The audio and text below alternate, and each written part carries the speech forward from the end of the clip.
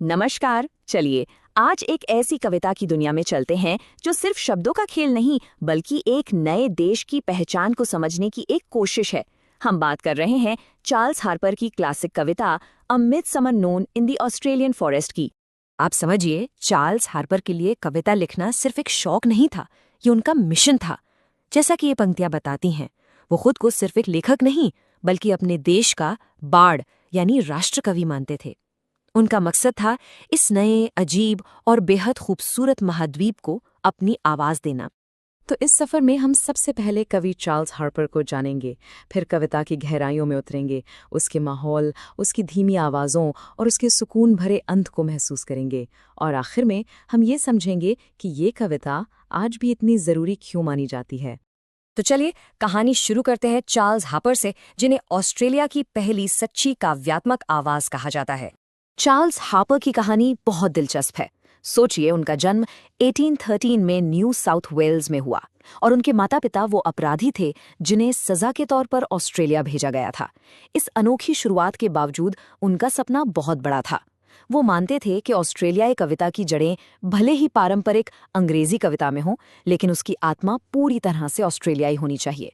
उन्होंने कसम खाई कि वो अपने देश के कवि बनेंगे और अपना पूरा ध्यान यहाँ के लैंडस्केप, यहाँ की अनोखी रोशनी और यहाँ के गहरे सन्नाटे पर लगा दिया।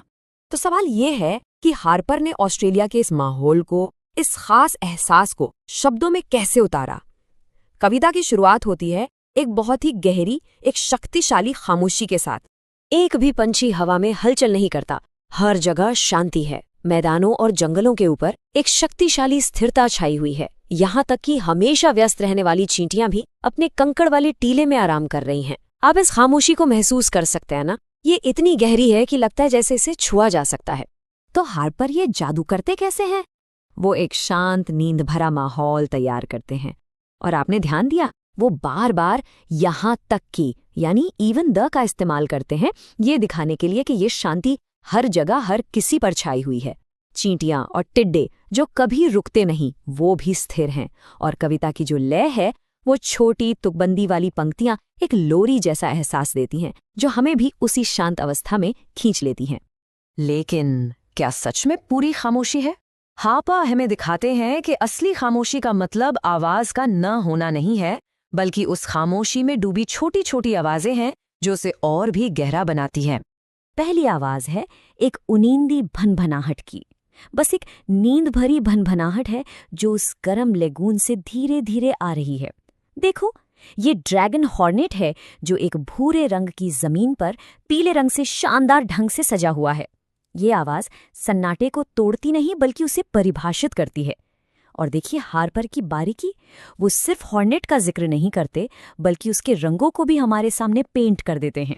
और फिर एक और आवाज, बस एक भिनभिनाहट है जहां वो चमकीला भृंग हवा में चमकता है, अपनी भिनभिनाती उड़ान में रोशनी की एक तिरछी लकीर बनाता हुआ, जब तक कि धूप में और ऊंचा उठकर उसके पंख आग में रखे रत्नों की तरह चमक उठते हैं। यहाँ आवाज और रोशनी एक हो जाते हैं। ये कीड़ा सिर्फ भिनभिना नहीं रहा बल्कि हवा में रोशनी की एक लकीर खींच रहा है, बिल्कुल किसी जलते हुए हीरे की तरह। गौर कीजिए, ये आवाजें उनींदी और भिनभिनाती हैं। ये शोर नहीं है, ये उस गहरी खामोशी को और ज्यादा महसूस कराती हैं। यहीं पर हार्पर की छोटी छोटी चीजों पर पैनी नजर दिखती है। पीले पर भूरा रंग या आग पर रखे रत्न जैसी तस्वीरों से वो प्रकृति के जादुई लम्हों को हमेशा के लिए कैद कर लेते हैं। कविता के अंत तक आते आते ये जो बाहर का नजारा है वो कवि के अपने अंदर के एहसास से जुड़ जाता है। अब ये सिर्फ जंगल की कहानी नहीं, कवि की भी कहानी है। बाकी सब कुछ शांत है सिवाय उस हमेशा जागती छोटी नदी के, जहां आलस से थकी हुई गर्मी अपने जंगल के घर में एक नींद भरी सांस लेती है। यहाँ लेटना कितना आरामदायक है, दोपहर की चुपती हुई नजर से छिपकर इस शांति के बारे में सोचते हुए। अब देखिए, कवि खुद उस दृश्य का हिस्सा बन गया है। तो यहाँ क्या हो रहा है? नदी की कलकल एक ठंडा सुकून दे रही है, और क्या कमाल का मानवीकरण है। थकी हुई गर्मी जंगल में सो रही है जैसे कोई इंसान हो। अब ये कविता सिर्फ एक बाहरी अवलोकन नहीं रही, ये कवि का अपना निजी अनुभव बन गई है। वो सिर्फ एक दर्शक नहीं बल्कि उस शांति का एक हिस्सा है। तो इस कविता की विरासत क्या है? ये आज भी इतनी महत्वपूर्ण क्यों है? क्योंकि इसे ऑस्ट्रेलियन गीत काव्य यानी ऑस्ट्रेलियन लिरिसिज्म की शुरुआत माना जाता है। लेकिन यहीं पर एक बड़ा सवाल उठता है, जिस पर एक सदी से भी ज्यादा से बहस हो रही है। क्या ये कविता सच में ऑस्ट्रेलिया की आत्मा को पकड़ पाती है? ये एक बहुत गहरा सवाल है, क्योंकि एक नए राष्ट्र की साहित्यिक पहचान से जुड़ा है। इस बहस के आप कह सकते हैं दो पक्ष हैं। एक तरफ कुछ आलोचक कहते हैं कि ये कविता यूनिवर्सल है, इस पर वर्ड्सवर्थ जैसे अंग्रेजी कवियों का असर दिखता है। वो मानते हैं कि इसका माहौल तो बहुत अच्छा है, पर इसमें कुछ खास ऑस्ट्रेलियाई नहीं है। वहीं दूसरी तरफ माइकल ग्रिफिथ जैसे आलोचक कहते हैं कि नहीं, ये कविता पूरी तरह ऑस्ट्रेलियाई है। वो कहते हैं कि हार्पर ऑस्ट्रेलियाई झाड़ी के जादू को पकड़ने में कामयाब रहे। ये उनके दूसरे कामों जैसे द बुशफायर के भयानक पहलुओं से बिल्कुल अलग है। हम यहाँ कोई पक्ष नहीं ले रहे, बस आपके सामने दोनों नजरिए रख रहे हैं।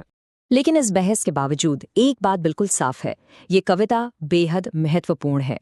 ये हार्पर की सबसे प्रसिद्ध और सबसे ज्यादा पढ़ी जाने वाली कविता है। इसे ऑस्ट्रेलिया गीत काव्य का शुरुआती बिंदु माना जाता है और हार्पर को ऑस्ट्रेलिया में जन्मे गंभीर कवियों का जनक माना जाता है। उनका काम उस बड़ी चुनौती को उजागर करता है जिसका सामना उस दौर के हर कवि ने किया, एक बिल्कुल नए अजीब लैंडस्केप को बयां करने के लिए पुरानी अंग्रेजी काव्य परंपराओं का इस्तेमाल कैसे किया जाए। और यही हमें हमारे आखिरी और शायद सबसे गहरे सवाल पर लाता है। हार्पर की ये कविता सिर्फ एक कविता से कहीं ज्यादा है।